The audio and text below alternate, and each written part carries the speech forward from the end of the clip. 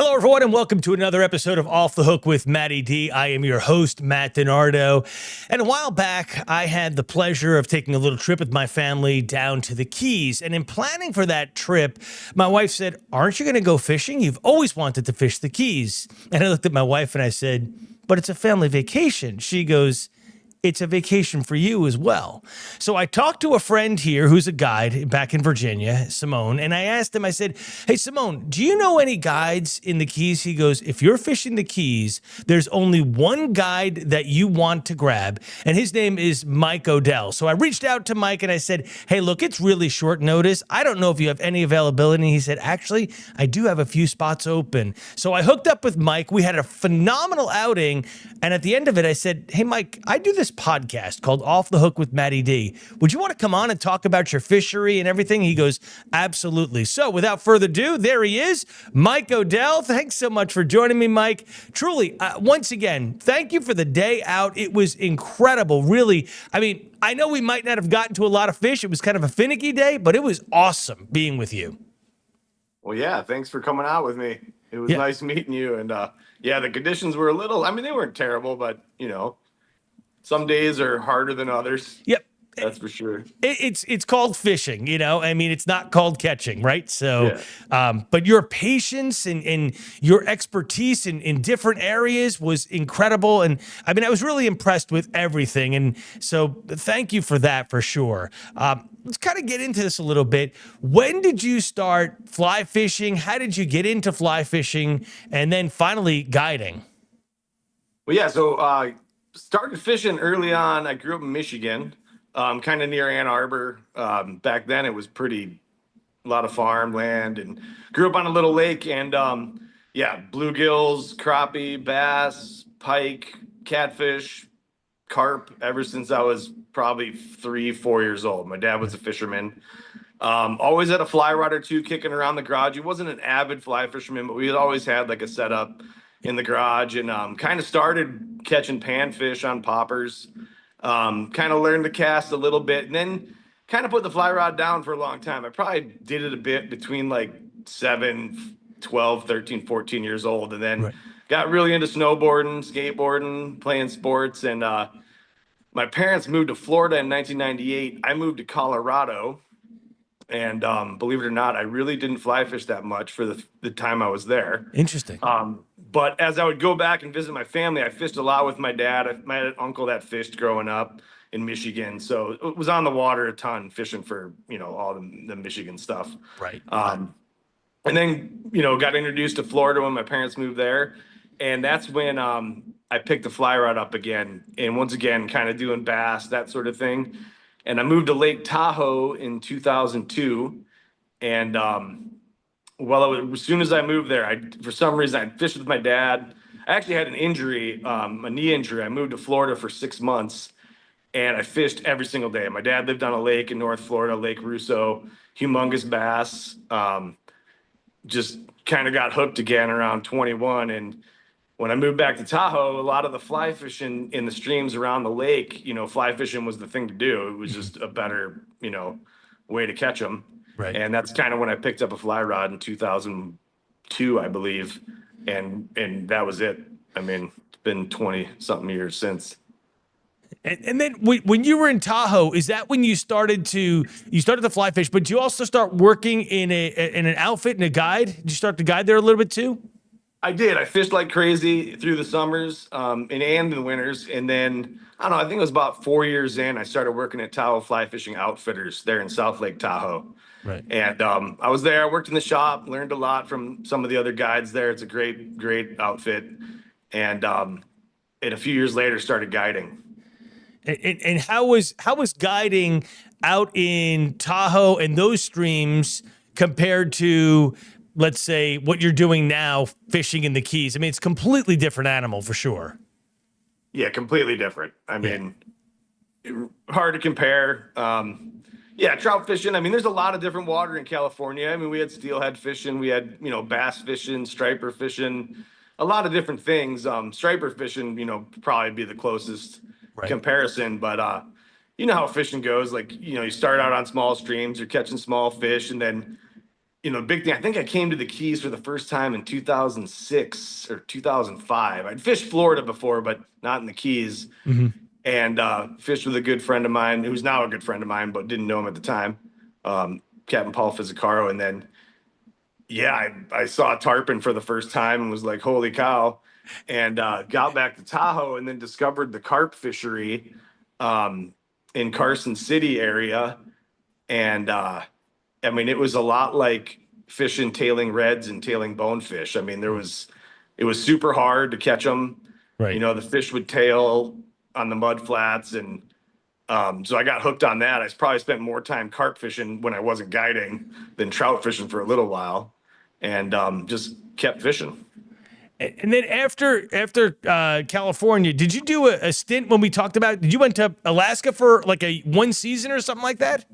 Yeah, I did one season up in Alaska. One of my buddies was guiding up there, and he'd been there a long time. And I think the lodge had one of the guides had to leave early due to like a family thing, and they Right. needed somebody pretty quick because it was mid season or not quite mid season, but so I was pretty green and just flew up there and Right. did one season there, and then would have probably stayed up there, but I got an opportunity to come down to the Keys shortly after and made the move here. And let's talk about that. So you are in the Keys now. Where exactly are you located? Marathon, is that your kind of home base, so to speak? Yeah, I live in Marathon. It's right in the dead center in the middle of the Keys, right in between Key Largo and Key West. So you got a lot of options. You can fish the Everglades National Park. It's only about probably depending where you launch, a 5 to 7 mile run to get to the boundary of the Everglades National Park, which is north in Florida Bay.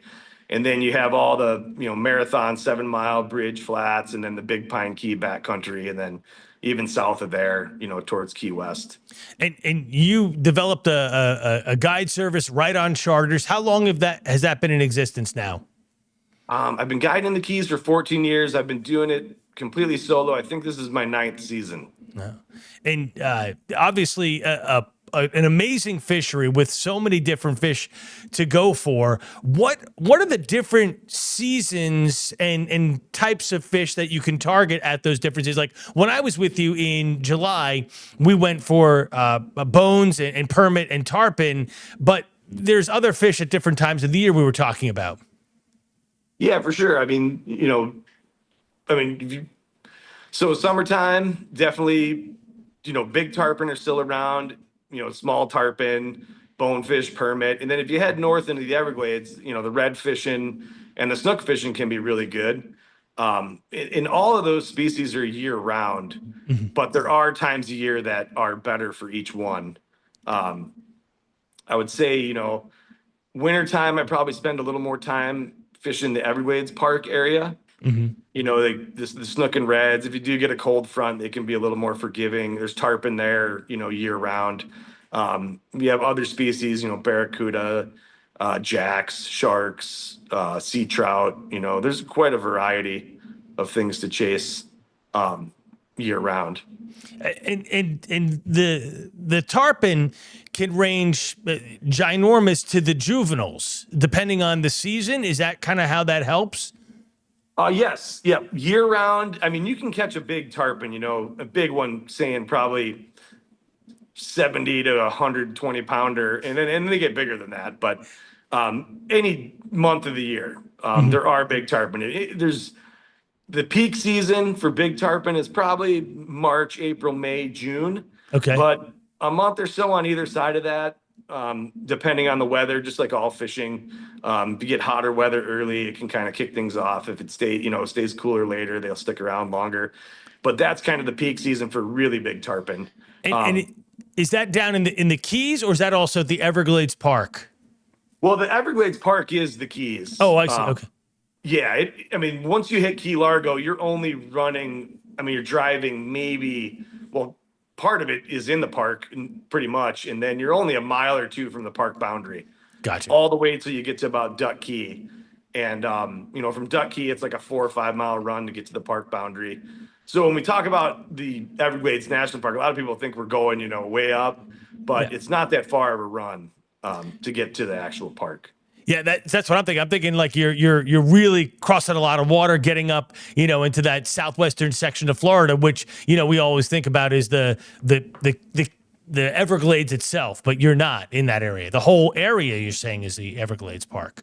Yeah, if you take a look at Florida Bay on a chart or a map or just look at the Everglades National Park boundary, it encompasses most of the Florida Bay, which is the body of water kind of in between Duck Key, Key Largo, and then if you draw a line straight north to the mainland. Gotcha. And when you're fishing, like when we fished, you had the skiff with me. Are you making the runs in the skiff to some of those other areas too, like those 4 or 5 mile runs? Or are you doing like a different boat? How are you getting around? No, I mean we take the skiff unless it's just crazy windy, but um, even if it's pretty windy, it's shallow water. I mean, you're not crossing more than 8, 9 feet of water the whole way. And then once you get to a certain area, it's much shallower. So, even on a windy day, if it's blowing 20, you gotta run a little bit. It might be a 45-minute run to get a little bit further north, but once you get there, it can be a lot calmer and you can hide from the wind a little better. Gotcha. And with me, we did we were fly fishing, which is your predominant style of fishing, and I mean. It was interesting to me because you would kind of duck around an island to get me out of the wind to allow me to have a better shot. Because sometimes that wind can really kick up pretty quick in the Keys. Yeah, it can. I mean, we've had an amazing stretch the past couple of weeks. Granted, we're pretty slow this time of year, Right. but the weather's been great. But I mean, any month of the year can be beautiful. Any month can be windy. Typically, winter is a little windier. January, February, March. But I mean, it's I always tell people it's like booking a ski vacation almost. Like if you want to hit a powder day, it's you can if you go out west to Colorado, you could have the perfect conditions, but even if it's just mediocre, it's usually pretty good. Right. And then you could hit pretty tough conditions. Right. And the Keys is no different. I mean, but there are options pretty much year round, depending on weather. And that's one of the things that you'll kind of discuss with the client is, hey, this is not working so hot, but if we tried this, we're going to have a better shot. So you're really kind of every day looking at what's going on to allow for a better time for the clients. Yeah, for sure. That's the beauty of being in marathon. I like it here because, if you can head south, get out of the wind a little bit more behind Big Pine. There's a lot more islands, and then you can actually head north up to the Everglades, which isn't too far. Gotcha. So it just depends. I mean, if it's not windy, you can do the runs easy. You don't have to trailer, but if it's windy, it makes sense to trailer a little bit further and launch somewhere a little more protected. And when we did fly fishing, you gave me everything. I mean, I brought my own rod, which was I was left-handed, but you already had left-handed rods. But you also, in case we ran into really big tarpon, because I brought a 9-weight, you're like, don't worry, we have a larger rod if we need to. Yeah, of course. I provide all tackle. If some people, I mean, of course, a lot of fly fishermen have their own gear, and they're welcome to bring any of it. I've got leaders, flies, all the leader material we'll need, all that stuff, the terminal tackle, and if you don't have any gear, I've got plenty of equipment, Winston fly rods and Right. and T-bore reels and everything that you'll need for the day. For sure. And what you also offer some, I'm going to bring up your website here too. You also offer a couple of different types of fishing. You do shark fishing. You kind of briefly mentioned there. You also do wrecks and you call it family fun. Can you go into a little bit about those types of fishing? Yeah, I mean, I've got a 16-foot dolphin super skiff that I do a lot of the fly fishing and the light tackle spin, sight fishing, type fishing. And then there are times of the year where the Gulf, we call it the Gulf. I mean, it's the Gulf, but it's not very deep. We're fishing wrecks in 8 to 15 feet of water. And on a windy day, I can take my bay boat. I got a 23-foot Skeeter bay boat with a little bigger motor. And if it does get windy, you can always head out there and do some of that type of fishing any time of the year too. I mean, that's where like the sharks and the barracudas and some of the other things where the bay boat's a little bigger, you can't get quite as shallow, but you can get pretty darn shallow. And if you end up with a really windy day and you haven't done it before, you can take the big boat out and go post up on a flat and maybe bring some chum and chum in some big sharks and conditions that would otherwise be hard to catch anything, you can have a pretty fun day, um, you know, pulling on that. And I mean, a black tip shark or spinner shark, big lemon, Yep. bull sharks, they're pretty darn fun if you've never, No, had the experience. I never, I mean, we were in 6 to 8 inches of water at times when we were together, and there was a lemon shark, and you're like, throw a fly in front of him, see if he takes it, I mean, I was like, really? He's like, yeah, you'll have a hell of a ride. I'm like, okay. So, he didn't take, but it was pretty cool to see because they are around. It was pretty impressive. Yeah, for sure. Yeah. And it is a good option at times when conditions can be hard for other things. Like if it gets real cloudy and too windy. I mean, you can chum them in on the shallows and get them pretty close to the boat and get a fun fight on Right. you know. And when you're fishing the wrecks, as you list here, is that you said it's cuda, but are there other fish that are around the wrecks as well? Oh yeah, I mean you get a variety, especially through the winter months. Summer can be good too for certain things, but you get cobia, we get really good Spanish mackerel fishing through the winter time, and they're nice size ones too. Like a 5, 6, 7 pounder isn't out of the question. Fish from 20 to 30 inches. We do get some king mackerels out back in the Gulf also. We get triple tail, cobia, and then jacks, blue runners. Just bend the rod stuff. It's great for anybody, but especially newer anglers or people trying to get into it. You really can learn the strip set and the hook set because you get a lot of bites. Right. And then you have something in here that you called family fun. Describe what that is. Yeah, I mean that's kind of for the anglers. I mean I do spin fishing and fly. I predominantly fly fish, but I mean I have no problem taking people spin fishing. I've got all the gear for that also. Sure. So if you got a family, 2 kids, 3 kids, mom, dad, whoever, and you want to just go bend the rod and catch a variety, kind of do what's happening best, that's a pretty neat option here in the Keys. You can jump in the bay boat, bring some live shrimp or some artificial lures, and sometimes catch live bait, cast net, and go out to those wrecks or some channels and catch a pretty good variety of fish. Even some of the shallower reefs out on the ocean side can be a lot of fun. And when you, I mean, I always think, my thing is let's grow what we do, right? And so when you get kids involved and they get that rod bent, I mean, there's nothing like a kid smiling with a fish on the other end of the line.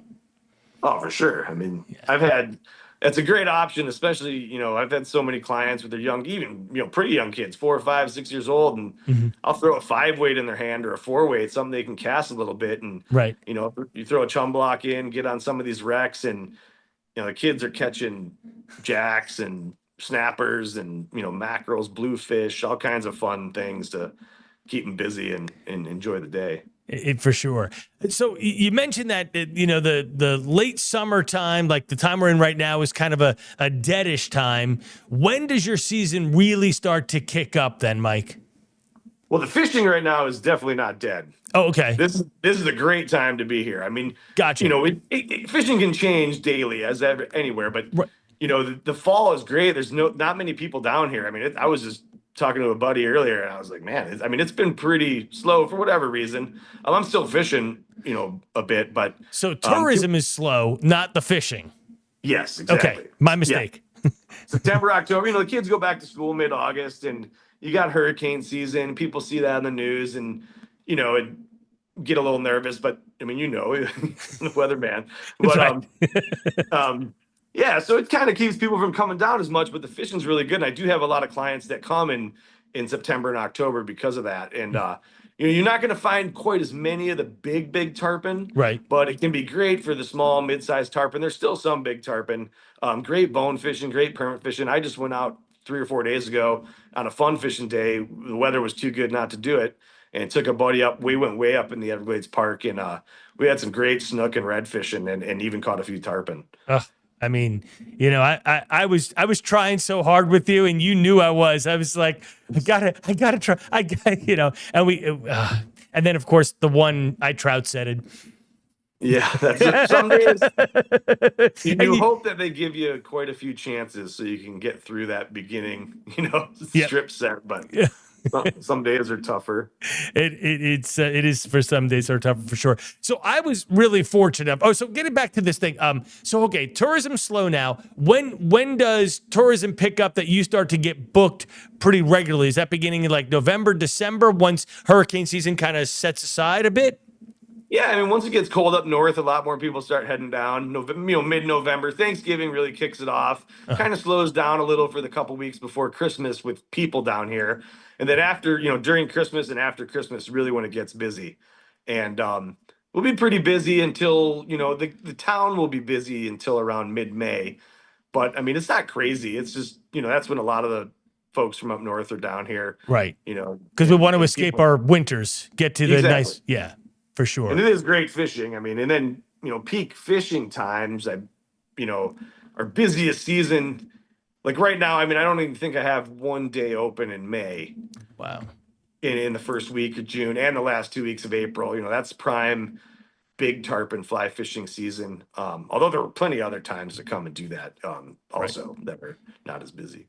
So okay, so the last 2 weeks of April, first 2 weeks of June, you are just slammed, kind of a thing. Well, really, actually, most of the guides, the fly guides down here, they've been doing it a while, and the spin guys too. Just everybody really start picking up, mid January Okay. until mid June. Oh, That's wow. peak season. Yeah. And so at that point, it's game on. You could be booked just about every day, and you're running every day. Yes. Yep. Hopefully. Yeah, well, that's of course the goal for sure, right? Yeah. So that brings me to my next question, right? So if I'm a client and I'm interested in hiring you, what am I? I'm reaching out to you. I want to. You probably want to have a conversation with me about like, hey, okay, great, you want to fly fish, but what kind of fly fishing do you currently do?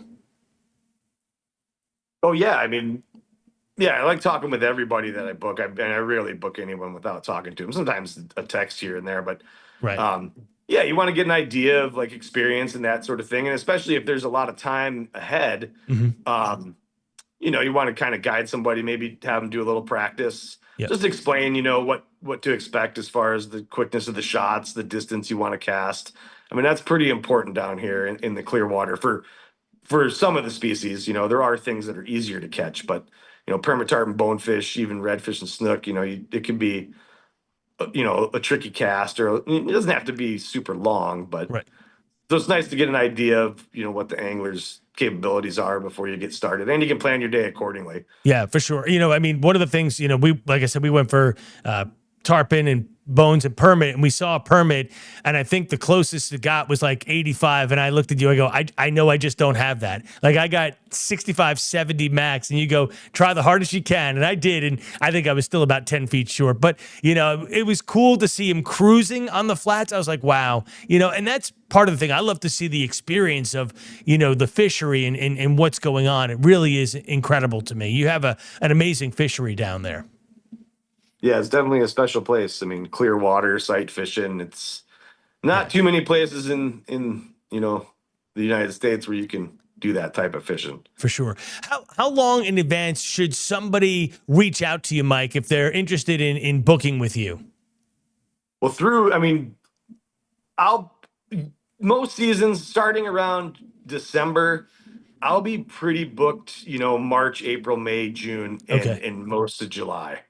That's when that fills up. But you want to call as early as you can. It's pretty hard last minute to get a trip. Yep. March, April, May, and June. Yeah. I got Those are really busy months. yeah, I got very lucky with you. Super Yeah. lucky. Because I think I And was 2 weeks. July is usually a really busy month too. I fish most days in July and even the first couple weeks of August, Yeah. depending on the year. And so once a client books with you, as you said, it's whether they want to bring their gear, if they have the right gear, or you have it all. They really can just come down there and just jump on the boat and be ready to go. Yeah, I mean, if yeah, I've got everything you need, for sure, fly wise and spin wise, right and left hand reels. Definitely let me know if you're a right hand retrieve. Most folks reel lefty, but a lot of guys reel right too. But yeah, I mean, you're welcome to bring your own stuff. It's no problem, Yeah. and I've got Really, everything anyone you yeah. need. You do have everything for sure, and you really were exceptional in terms of working with me and really a tremendous positive attitude. I mean, because I beat myself up enough, so it was kind of, it was fun to have some reassurance every once in a while, which is great. So, Mike, these pictures here are fantastic. The Cuda and the tarpon coming out of the water. I mean, these are just great pictures and great images of what clients can expect here. That's a gorgeous tarpon there. Yeah. You get some big fish down in your way for sure. Oh yeah. I mean, so yeah, it's not uncommon to get them, 80, 100 pounds and plus, during that peak time of the year during the migration. Yeah, it is great. I want to bring up your website one more time so people can get a look at it here. Again, it is Right on Charters. Of course, we're talking with Captain Mike Odell. He does fly fishing, but he will do light tackle spin. He has things for the whole family as well, whether it's fishing throughout the different keys or through the Everglades National Park. There's so many different areas of water. You can find that at rightoncharters.com. Mike, I really appreciate the time to talk with you about your fishery. I enjoyed my time with you, and my goal is to get back to the Keys and probably have you for a couple of days, just because I think I can learn more with you and get a better sense of everything that I'm doing, either correctly or incorrectly. Oh, for sure. So, yeah, I look forward to it. Yeah. Well, thank you so much for your time this evening. I appreciate it.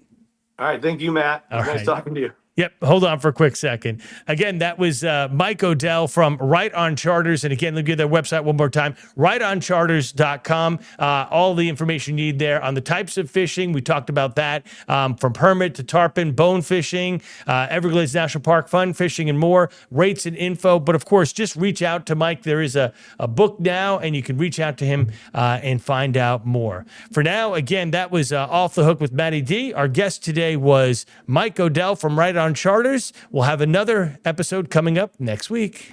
Thanks for joining us for another episode of Off the Hook with Matty D.